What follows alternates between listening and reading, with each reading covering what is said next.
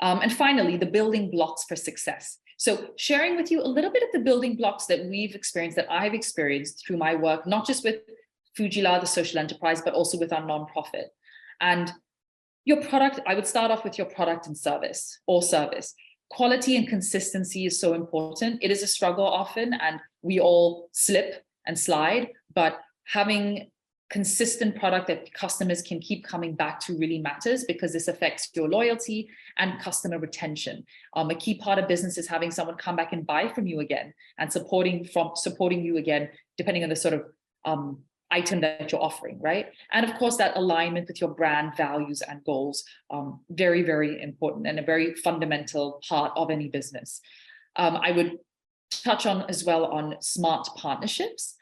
The fact that, to be very honest, the only reason that both my entities have actually survived, and Fuji.org is 14 years old, is because of smart partnerships. You can't do it all alone, and you realize that there are sometimes other people out there who do it better than you.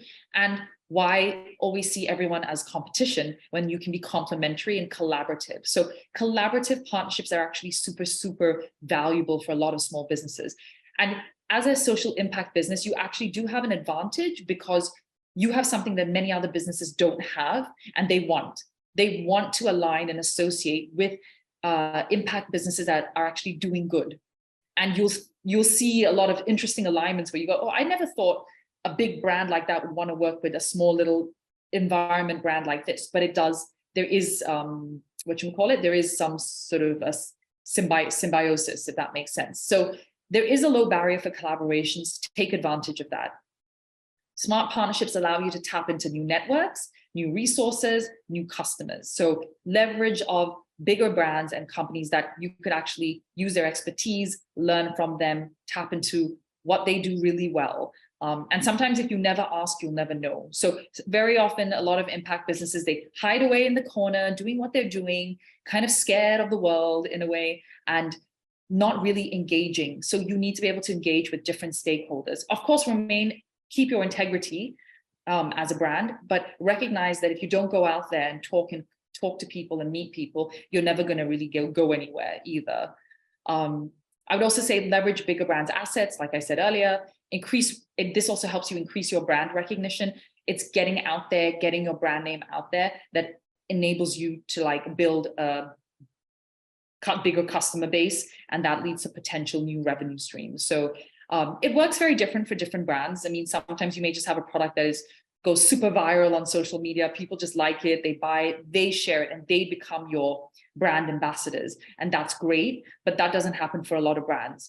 And that is also perhaps may not be the most sustainable way of growing your business, because it could be a peak and then it plateaus, right? So smart partnerships are a great way of long-term sustainable growth.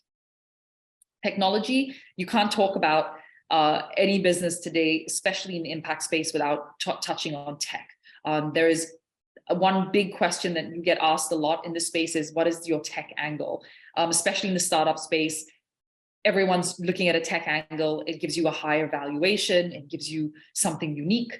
To be honest, not all brands have a tech angle, and don't feel bad about that either, but recognize that the smart utility of technology really enables you to make better business decisions, and ultimately allowing you to grow your brand. So from things like operations, marketing, data analytics, all of these help scale and grow your business. So even if you're a small business, a home business that's got 3 staff, and you have an impact aspect, technology really helps you. And trying to use tech from the beginning actually helps you build a more stable brand as you scale. You're able to understand your figures. Numbers are super important. You understand your numbers better, your profits, your cash flow, your sales, and it just helps you make much better business decisions as you grow.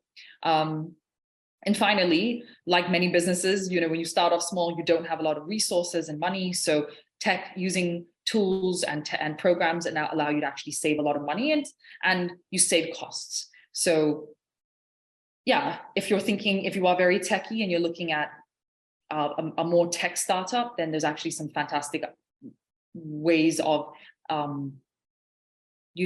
bridging businesses together with fundraising, with social impact. It really just depends which aspect you're trying to target. If I could highlight tech and agriculture. So you have a lot of agri businesses now, which is a very big thing in Malaysia. You've got a lot of people bringing in technology to help make it more efficient. And it helps things like farmers, you're able to grow better quality stock, and it also connects farmers to the market. There's better tracking processes. So it's quite interesting to navigate that whole area. And finally, I look at the team, your team, the culture. If in the culture, I'm sure many of you may work in companies and secretly you may go, I really don't like the culture in this office. That's a good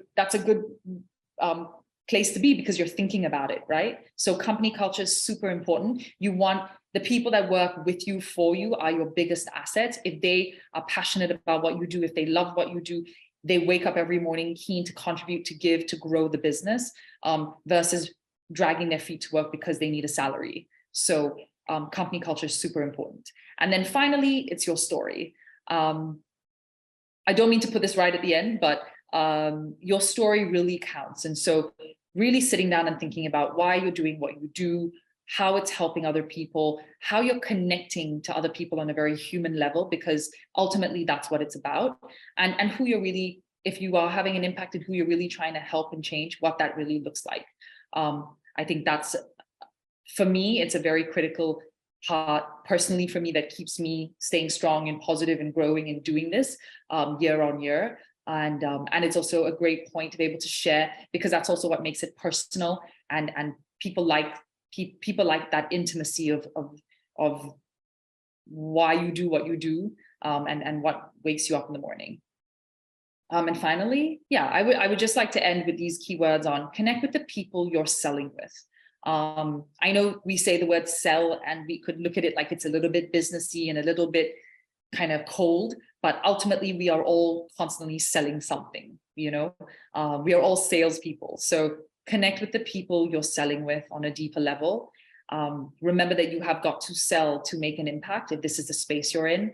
And of course, sell your unique story, especially in a marketplace where there is so much noise and so much competition, and where people are so saturated with information.